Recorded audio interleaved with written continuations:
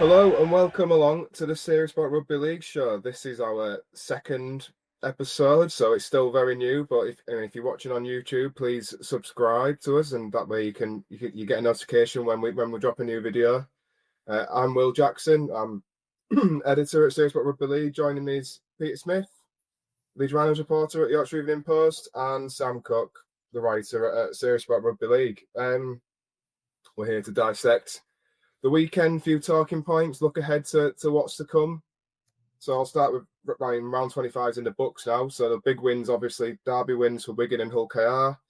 Leeds beat Huddersfield on Thursday night, which was a long time ago now. Castleford shocked Wakefield, which I don't think many people saw coming.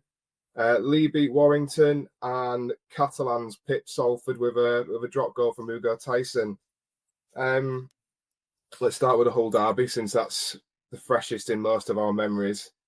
KR are all but there now, aren't they? They're 4 points clear with 2 games to go. I think it's over 100 points now, a points difference between them and Wigan. It's a tough, attritional, feisty game on Sunday. Hull gave as good as they got, but I think quality sort of, rose to the top for Hull KR. Is that a fair assessment, Sam? Yeah, I think so. I think it wasn't a brilliant game in terms of, I think Hull KR have kind of been off it with their attack for a while now. But I think as much as you can say that about them, you can also say that Hull FC really gave as good as they got. They obviously are missing a lot of players, not just like the flair players like Price and Asiata, but they've got like a lot of grunt in the middle that's out. Herman SES is a massive loss. Even then, like, you've got Jed Cartwright, Ed Chamberlain. I'm sure there's plenty more. And I think to say that Hull KR had kind of welcomed back like Jared Way-Hargreaves, they didn't really. They kind of just competed the packs. They didn't. Neither side got on top of each other really. It was kind of. I think John Cartwright had mentioned it was kind of just Jez Litton that made the difference. He was kind of. He was that point of difference in terms of just taking them forward a little bit, and he kind of was just physical and grey. The wind, the rain didn't help either. And I think Hull kicking game said that. Yeah, the Hull to win, it needed to be Aidan Caesar like kicking masterclass, and he just, I think he needed to be 10 out of 10. Each wasn't, and that was kind of what it came down to. The better the team with the more quality, and generally that's in a better health state, we're going to win that game, and that's just how it played out. Yeah, you said John Cartwright picked out Jez Litton as the difference maker, really. And look, we spoke about him last week, but I mean, he just simply has to be in that England squad now, doesn't he? He was superb again.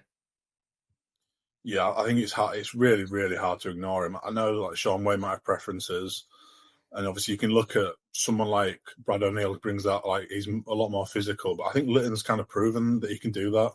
Mickey McIlroy was brought in at the start of the season to set the tone, and obviously he's missed, I'd say, the vast majority of the year, and Litton's not missed a beat in terms of that. He still can bring that physicality. I mean, some of the shots that he was putting on yesterday as well, were huge. He's not just this. I think the pundits analysed it afterwards the game. He's not just the running 9 anymore. He can do a lot more. He showed that he is still a running 9 when he scored the try, and on numerous others. I think his run was kind of pivotal in setting up the first try. He kind of distracted 4 or 5 defenders, and then obviously it goes wide to Booth. But he does bring that physicality, and I don't know what more Sean Wayne can ask for, especially when sort of the buzzword is consistency.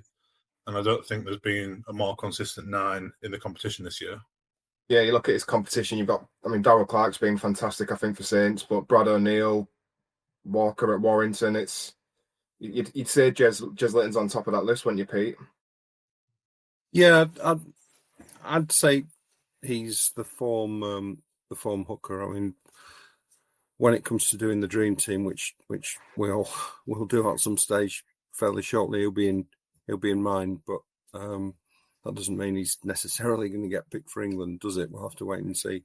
But I'd pick him, yeah. Just want to touch on Mikey Lewis. He had to deal with more than his fair share on Sunday in terms of, dirty tactics and physicality there. A lot went unpunished, especially the Jack Ashworth one, but I think he'll be in trouble with disciplinary today. in terms of Mikey, are we seeing a maturity out of him now in terms of just how he handled himself in that situation? I think maybe in years gone by, he might have lost his head a little more than what he did. He kept his composure, and he still performed well. Yeah, potentially, but he's not 18, is he? Now he's been around the block a few times, and if he's going to get to the very top of the game, he has to be able to do that. Which he's, as you say, he's shown signs of doing. I don't know if it's more than his fair share of the dark arts. That's part of the game, isn't it? I know we're not talking about out and out thuggery like there was in the past, but if you're a star player, you're going to come in for that sort of thing. Well, and he's I don't know if to go now to handle it. The Ashworth thing, we're not talking about that, are we? That's straight out thuggery, and he should have been sent off. No doubt that when the disciplinary is announced today, when the match review panel meet, he'll get a lengthy ban or a severe charge. But as a standoff, you're going to get people niggling at you and trying to put you off your game. You have to be able to handle it. And in the past, maybe he hasn't as well as he's doing now. But that's just comes with more experience, doesn't it? And more time in the game, and obviously a coach who knows how to get the best out of him. Yeah, I think that's it. That relationship between Willie and Mikey, it's pretty strong now. Sam, I just want to, obviously with 2 games left now, the likelihood is they'll get this wrapped up fairly soon. Do you think Willie Peters will be using his squad a bit more over the next 2 weeks? I think he'll use elements of the squad, but I don't think we're going to see wholesale rotation. I mean, I know that last year, I think when Wigan played Salford in round 27, Salford rested everyone, but Wigan, having already, they were already up there, but they were still having to compete, so they went full strength as well, and that was a big blowout win. I think obviously this year, Hull KR will be already kind of wrapped it up. I don't think they're going to rotate a lot. Maybe there's a couple of the players who are on the fringe of bans. You're looking at Litton, Ware Hargreaves, Tyrone May. I think Reece Martin, if he comes back on 27, I think they're sort of, there's no need to risk them. But I think otherwise, Willie Peters has only played he's used the fewest players of any Super League coach this year because he knows who he trusts. And I think knowing that they're going to get the week off, which will kind of impede momentum slightly, I think he'll want to keep the momentum as high as he can in round 27. So I'm not sure that many are going to get rotated, but the likes of Erebie Doro, Jack Brown, Bill Leyland, I think will all play bigger roles. And he maybe will just test different scenarios as well. We've seen Morg move into the half, so if he potentially does leave May out because he's on that tightrope, then you can try Morg there, Broadbent at fullback, and it kind of just gives him almost like planning for if things happen in big games when he gets it. They've done that a few times this year anyway, and I think that's probably how he'll approach it.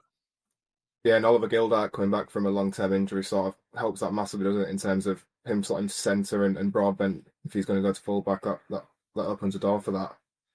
Yeah, I think Gildart's massive return, to be honest. He's like, I think when he was kind of got injured, he was in some Dream Team shouts. Like, I know obviously it was a very early stage to be making Dream Team shouts, but he was one of the form centres in the competition. So having him back, you almost forget that they've missed him because it's kind of been so seamless, but he is a huge boost. Yeah, I just want to touch on Hull FC. Look, I think they're right in this battle for the top 6. I mean, the Castleford Castleford result against Wakefield sort of blew that right open again. About half, 2/3 of the salary cap is probably on the sidelines. It got mentioned earlier, what Jimenez yesterday, Jed Cartwright, John Asiata, Will Price, looking at a couple more bans maybe as well this week. But no, they've got Warrington and Catalan now to come. Warrington on Saturday, Catalan the final game of the season, both at home. You'd think they could win those games, and Wakefield with Hull KR and Salford, there's, that looks the trickier fixture list. And I just want to say what a job John Cartwright has done as well in terms of the performance on Sunday. Hull FC have always been questioned in terms of their heart and mentality, especially in the latter half of the season. They've got a history of falling away massively after the summer. But John Cartwright's changed this team around, and to say the right in there now is such a credit to him. Do you agree, Pete? Yeah, well, the two most improved teams are Leeds and Hull, aren't they? And you can see the thing they've got in common. They both brought in an experienced Aussie coach from the NRL, and Cartwright and Brad Arthur have done a similar job at both clubs. Obviously, Leeds are a little bit further in front or further ahead than Hull are, but Hull will be a strong contender next season, real challengers for the top six. And the fact from where they're coming to where they are now, still in the hunt for the six with 2 games to go, is a real credit to Cartwright and the work that's been done off the field by people like Richie Myler.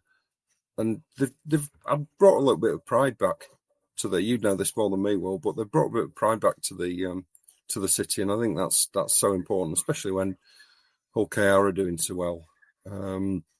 It's obviously tough to be a black and white when Hull KR are at top of the table and winning the Challenge Cup, but I think Hull fans can look ahead with some confidence, and they've got some good young players coming through as well, which you probably couldn't really say about the Robins. I know that's causing a certain amount of debate between fans of both clubs, but I think Hull are in decent shape and are going to get better. I think Wakefield will just pit them for the 6th place, but just to be there after the disaster that was last year.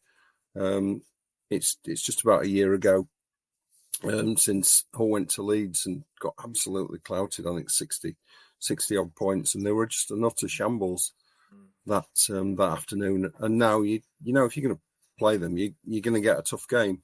They might not win it, but they're going to be in there or thereabouts as they were against Hull KR. And yeah, they're a club on the up, I think. Yeah, you mentioned youngsters there. Lloyd Kemp started at fullback yesterday, and I mean, pretty tough place to make your first Super League start, but I thought he acquitted himself really well. And then his twin came off the bench as well to play at standoff later in the game. Wigan Saints on Friday then. I mean, Wigan are just looking imperious all of a sudden at this time of the year, aren't they? They're timing the run perfectly. They're a very different. I watched Cass and Wakey, so I can't comment on this particular game, but they're a much better side with Bevan French in, aren't they? He makes such a massive difference to them. They've got him back at just the right time, and they're going to be very hard to beat in the playoffs, I think. Yeah, I mean, it wasn't like an all-conquering Wigan team that has so much possession of the ball. Saints actually dominated for long periods, but they couldn't convert that into points. Whereas Wigan was so clinical. Obviously, the Jai Field try from 90 metres just came out of absolute nothing, and that basically won them the game.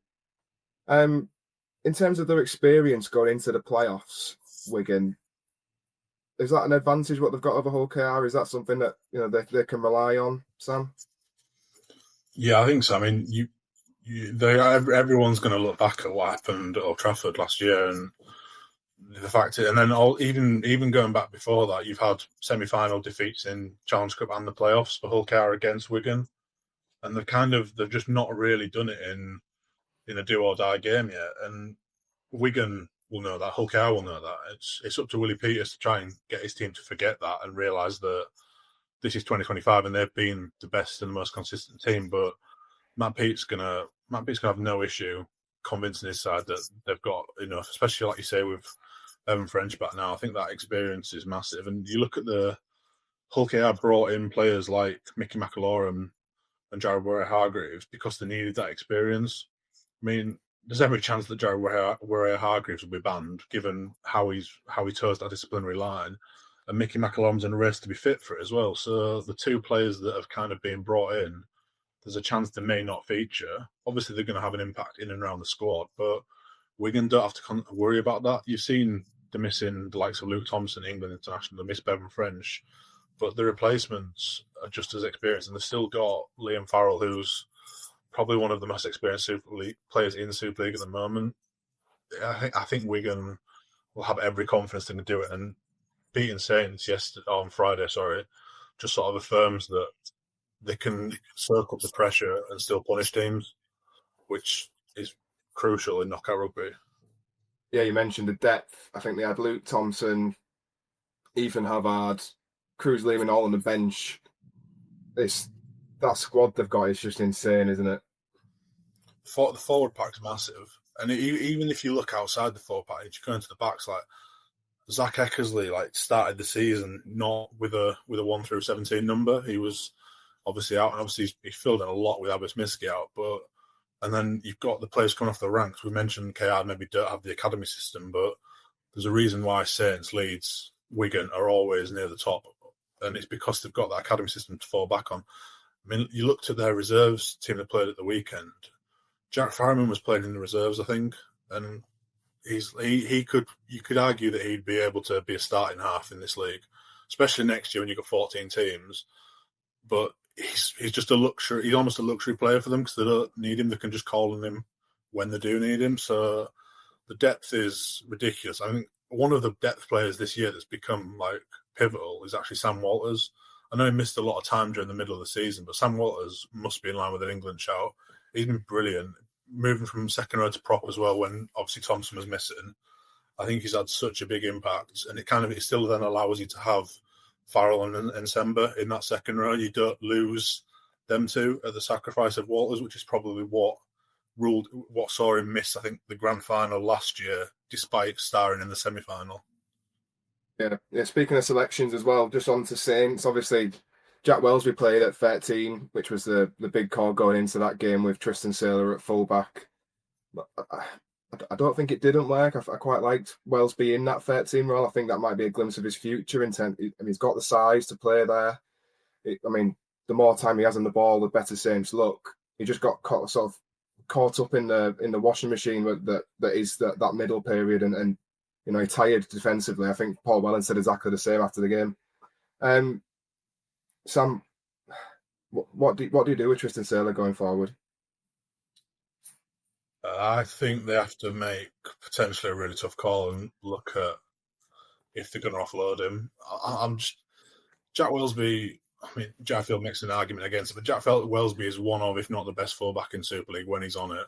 So moving him out of fullback, to play in the half just seems stupid. You cut your nose to spite your face to try and force Sailor in. He's wasted on the wing, is Sailor. You're not getting the yardage carries that you get from sort of your established wingers. He doesn't look at home in the halves either. There was the experiment with him as like a utility 9, but do you want a player on that sort of money with that sort of reputation playing off the bench as that? I think if St Helens can find a fullback hungry team, then you kind of look at that. But it seems rash after one season. But I think Saints probably have to be in the business of making these big calls. I mean, they've still got the contract call for Paul Wellens to make. Like, it is going to be a big period for Mike Rushname and McManus, and I think you kind of just have to make the calls. And Tristan Sailor being offloaded could be one of those calls they've got to make, because I just don't see where he fits.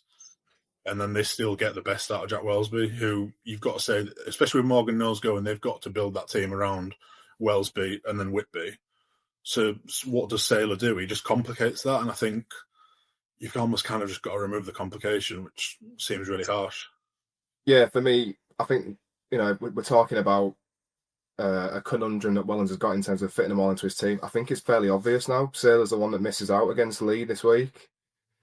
And you're saying about moving forward, potentially letting him go.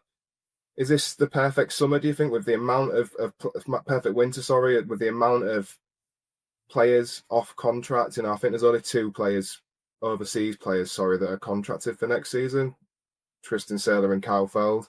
Is this the perfect time now to just wipe the slate clean and start again? I mean, it could be, but there's no, I think there's no time like the present is one thing. You kind of, every year you delay it, you potentially just delaying the progress. So it's maybe is what has to be done, but then you know that early 2026, especially when you know the Good Friday derby's coming around, like if the results aren't going the right way ahead of then, you'll have fans saying, "Oh, well, the squad was this, the squad was that," and it's a bold call, but I think it probably has to be done, and they almost you don't have to write off next year, but you kind of have to accept that there's going to be a lot of change and that it's going to be a really tough year to navigate. But something's got to break effectively, and I think it could be Tristan Sailor's contract, really. Yeah, go on then, Pete. Tell us about Leeds. I think Leeds have reached a stage now where they can beat teams without playing particularly well, which hasn't been the case for the last few seasons, and they've got to that stage now. And there was an example of it at Huddersfield on Thursday. It was a fairly dull sort of game, really. Certainly not a spectacle. Leeds didn't play particularly well, other than defensively they were strong, but they were still won 26-0 away from home. And again, the fact that some Leeds fans were disappointed with that shows how far they've come under Brad Arthur. Really, they'd have bitten your hand off for a result like that last season. I think you've got to give some credit to Huddersfield, who they were a lot better than I thought they were going to be. They were very dogged. They never really threatened on attack, but they showed some spirit and dug in defensively and made it hard for Leeds.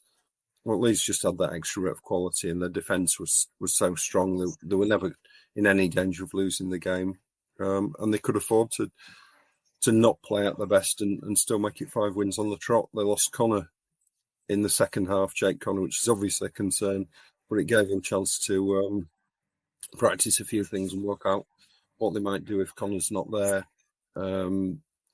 Some players who've been really good weren't as good. People like I thought Lucky Miller had a below par game, but then he came up with a moment of pure quality towards the end to put Brodie Croft, a chip and chase, to put Brodie Croft in.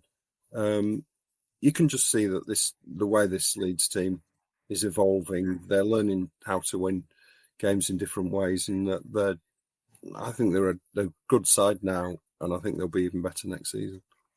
What is the latest on Jake Connor? I think Brad Arthur wasn't too concerned after the game, was he?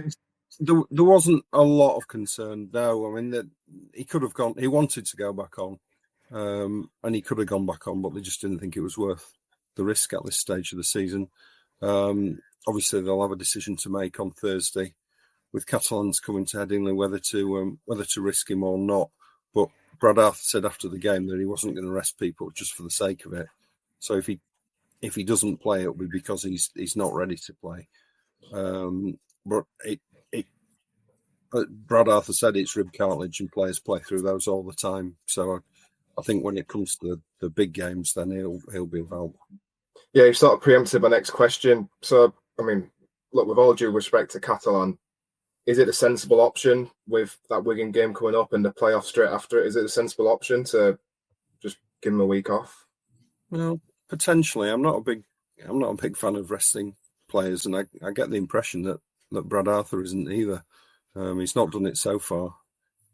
Jake Connor's ever present so far this season, so you'd say maybe he's due a rest. I think the thing is, if he's fit to play, then he should play, and if he's not, then don't take the risk. I think that's the sensible approach. I think that's how they'll approach it.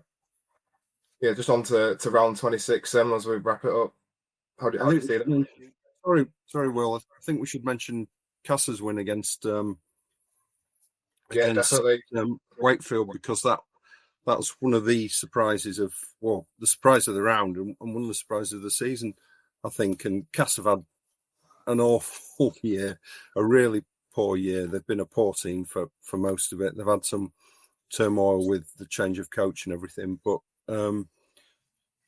they got it right on Friday and played really well, and I thought they were deserved winners. And it was nice for Chris Chester, who I don't think has been on the winning side in that derby. I think when he was at Wakefield, he didn't win any against Cass, and now it's flipped round, and it would have meant a lot to him, I think, and just given him an indication that maybe the things aren't as grim as they seem at Castleford. Obviously, there's going to be big changes there, but the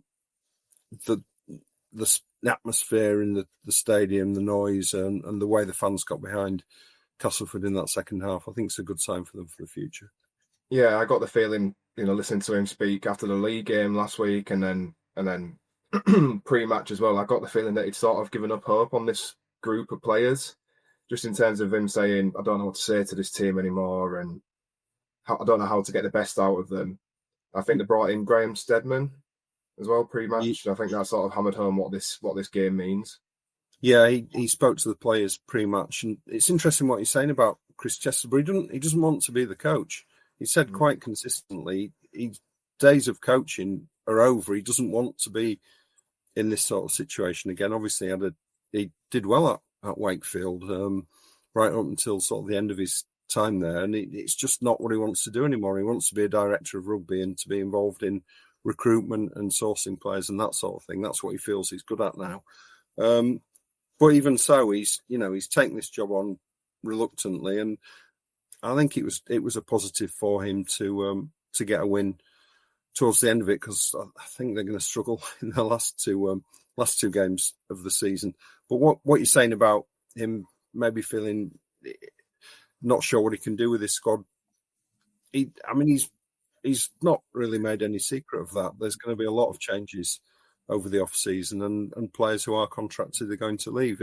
When that's known, it's tough for the players as well, isn't it? It's pretty hard to go out and give your best maybe when the coach has said, or the guy in charge has said, we don't want you next year. That said, they're playing for contracts elsewhere, and they are professionals. Just looking at that performance the other night, you just wonder where it's been for the rest of the season, because I was there when Leeds put 60 points on them a few weeks ago, and they were shocking, Castleford. Totally different the other night with, you might say, arguably not as strong a side. So I think the players need to look at themselves as well and ask them, look in the mirror and say, well, why haven't we played like this every week? Yeah, as you say, I think they've got Wigan this week, St Helens the week after. I think if Chris Chester could end the season on Friday night, I think he would have done. Look, just looking ahead then to this upcoming round of fixtures. St Helens Lee looks like the big one. Sam, which way do you see that one going? I think it depends kind of what St Helens do with Tristan Sailor. Like you say, the obvious call would be to leave him out, whether that be out of the 17 or as that utility off the bench. But I think they can't go forward with this mishmash spine. It's just it doesn't help anything, especially when you consider it's not just about this game and next week. There's also the playoffs to consider, and they kind of just need to try and get some consistency through it. Obviously, they'll welcome back. Well, they should do, providing he's kind of gone through all the protocols. Should welcome back Morgan Knowles, which is a massive boost. And Lee are going to miss Tessie New, but if you saw Lee on Saturday, everything went down the right. Emile Hanley was unbelievable for them. Keenan Brand got a hat trick, more or less just because Emile Hanley was so good. Like, he was put on a plate for him. And I think with Lee at home as well, I think that's a massive advantage for them. I think Lee are one of the teams that Saints haven't beaten in this long spell, which, I mean, yeah, you can say it's bound to play on people's mind. If you're a player going into it knowing, I think it's like 0-18 or something across past 2 or 3 years, with the likes of Wigan and Lee and others. So it's bound to play in your mind. I think Lee can really stamp the fact that they're going to get fourth. Leeds lose to Wigan, I think Lee can even sneak third, which obviously would get them either Hull FC or Wakefield in the first round of the playoffs, which is far more appealing than playing Saints. So I think I'd go with a Lee win, probably by 5 or 6. You got a drop ball potential in there. How tight it could be. Yeah, just that record against a big. Look, Paul Wellens was sort of asked about this on Sky on Friday night, and he was quick to point out that they'd beaten Leeds home and away this season. But I mean, I haven't done the research for this, but when was the last time to beat Wigan, Hull KR, or Lee? I can't remember. It's even Warrington. I think Sam Burgess has a 7-0 record against St Helens. And yeah, Warrington of 2024, you'd be like, okay, fair enough. But Warrington this year, that's not a team that you should lose every single game to, really. So I think it's just, and obviously it can be a coincidence. It's not necessarily that they're just falling against these teams, but it is going to play on people's mind. Like, you can't really ignore it. So I think, yeah, like Adrian Lamb's got such a well-drilled side. They weren't brilliant against Warrington, but they still managed to put up over 30 points. And I think there was missing a few players as well.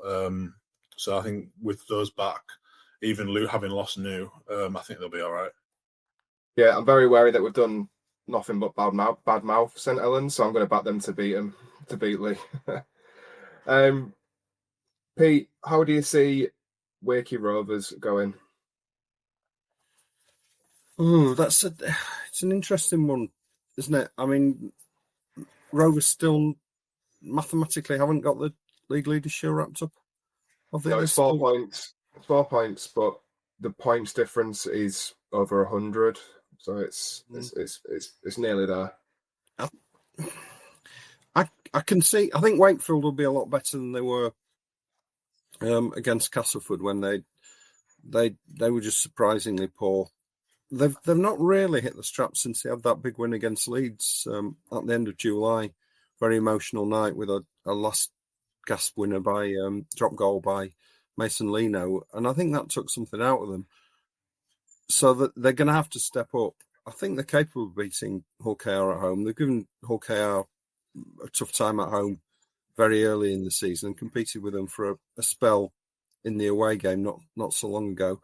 But if Hull KR still want to make a point and are really up for it, then I think they might be a little bit too strong. But it's going to depend on who's available, isn't it? Hull KR might have one or two missing through suspension. Maybe we don't know yet.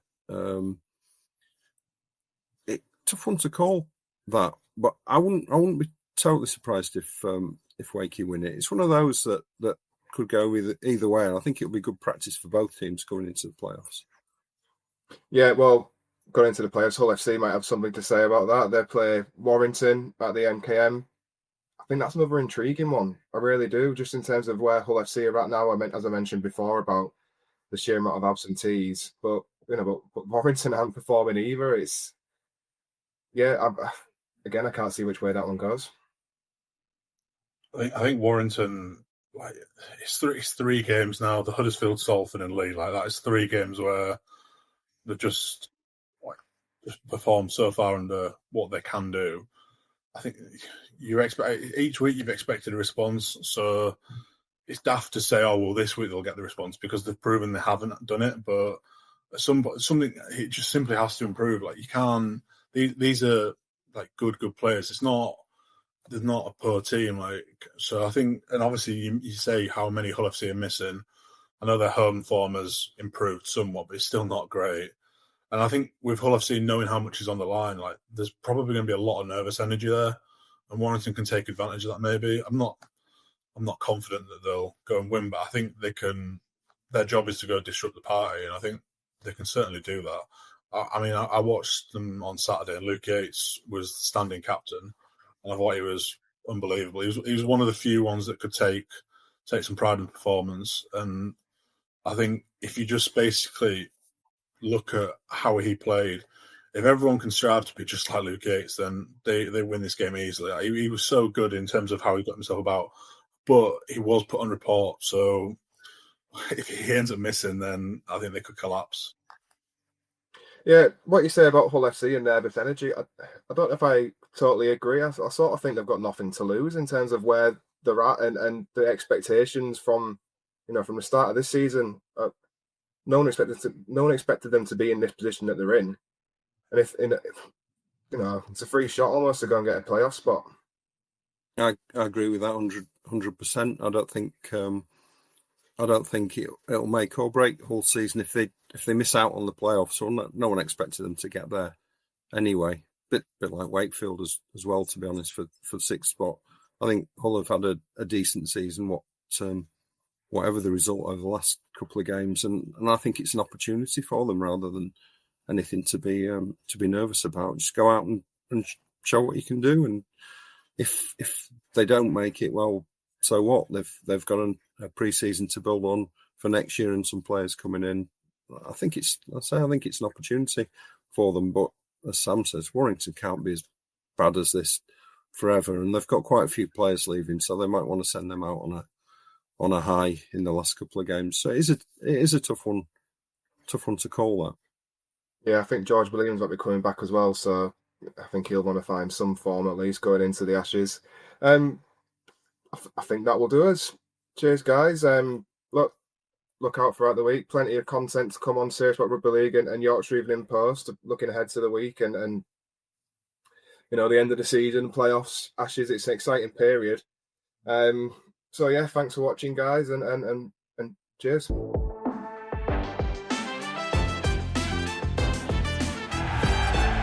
Thanks for joining us. Please like and share, and we'll see you next week.